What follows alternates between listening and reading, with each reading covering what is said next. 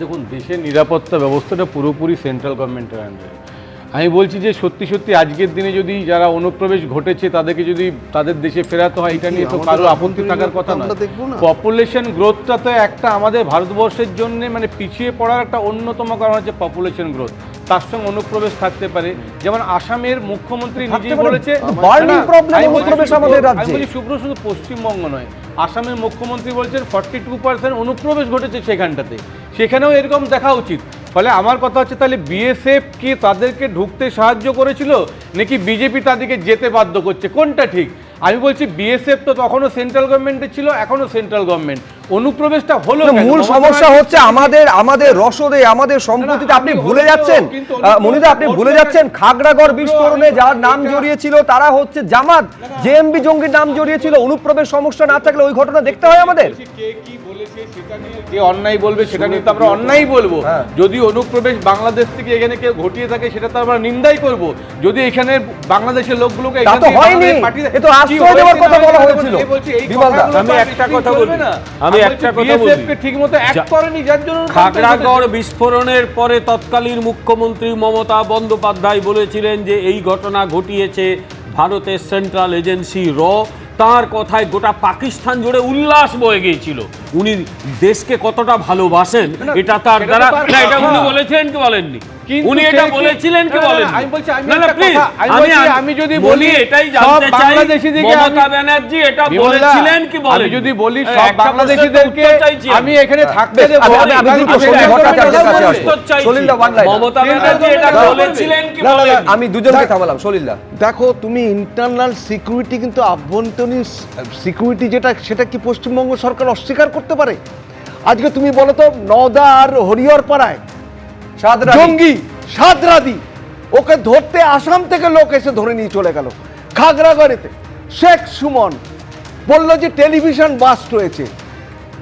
ক্যানিংয়ে Kashmir police এসে ধরে নিয়ে গেল জাভেদ মুন্সিকে, যে 9/11-এর যে মেইন কনস্পিরেটর, তার সঙ্গে তার ছেলের সঙ্গে গিয়ে মিটিং করে এসছে, তাকে ধরে নিয়ে গেল।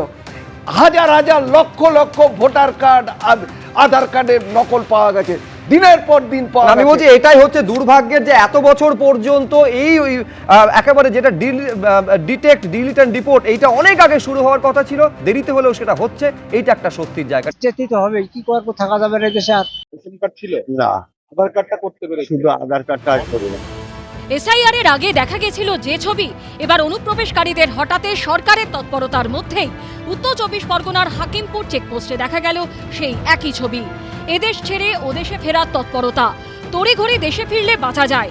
একদিকে সীমান্তে কাঁটাতার বসাতে বিএসএফকে জমি হস্তান্তর শুরু হয়ে গেছে, অন্যদিকে অনুপ্রবেশকারীদের জন্য জেলায় জেলায় হোল্ডিং সেন্টার খোলা হচ্ছে।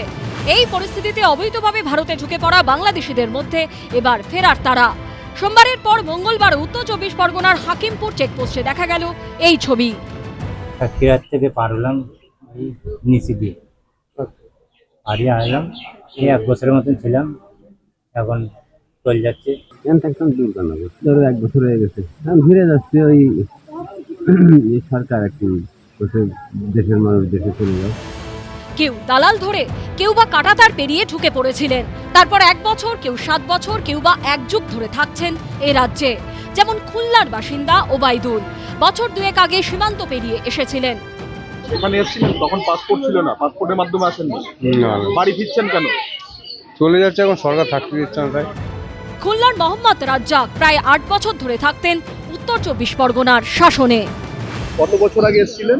এই 7-8 বছর আগে এমনি চলে এসেছিলাম। পাসপোর্ট ছিল না গো বাবা, বিএসএফ আটকায়নি তো কোনো চুরি করে পার হইলাম, এদিক সেদিক করে। ওই 14 পুরুষের বাস পদ্মা পারে, তারাই বেআইনিভাবে ভারতে ঢুকে আধার কার্ড তৈরি করে ফেলেছিলেন। এসেছিলেন 10-15 বছর। 15 বছর আগে এসেছিলেন। ওই কাগজ করতাম, রিক্সা চালাতাম, তা পুলিশে ধরতো। তা একজন বলে কি পুলিশের একটা অফিসারে কোনো ডকুমেন্ট নাকি এখানে থাকে, যেটা একটা ডকুমেন্ট করিলাম, বুঝলে? তাই 199 তাই করিলাম। আমি কোনোদিন ভোট দিইনি। রেশন কার্ড ছিল না, শুধু আধার কার্ডটা আজ করিলাম। বাংলাদেশের যশোরের বাসিন্দা মোহাম্মদ ফিরোজ 4 বছর আগে ধামাখালি হয়ে পশ্চিমবঙ্গে ঢোকেন, থাকতেন মেটিয়া বুরুজে। কিভাবে এসেছিলেন? ওই বর্ডারের মাধ্যমে লোকের মাধ্যমে লোক আসছিল ওই সাথে ধামাখালি দিয়ে এই যে এই জায়গায় এনআরসি শুরু হয়েছে, আমাদের তো কিছু নেই, আমাদের কোনো সবুত নেই, আমাদের কোনো আর বেআইনি ভাবে।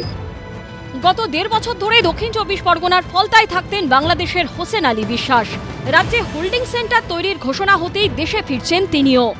হবে 1.5 বছর। অবৈধভাবে থাকতে এসআইআর পর্বেও সীমান্তে এই ছবি দেখা গিয়েছিল। রাজ্যের সরকার বদল হতেই ফের বাংলাদেশে পালানোর জন্য হুড়োহুড়ি পড়ে গেছে অনুপ্রবেশকারীদের মধ্যে। সমীরণ পালের রিপোর্ট, এবিপি আনন্দ।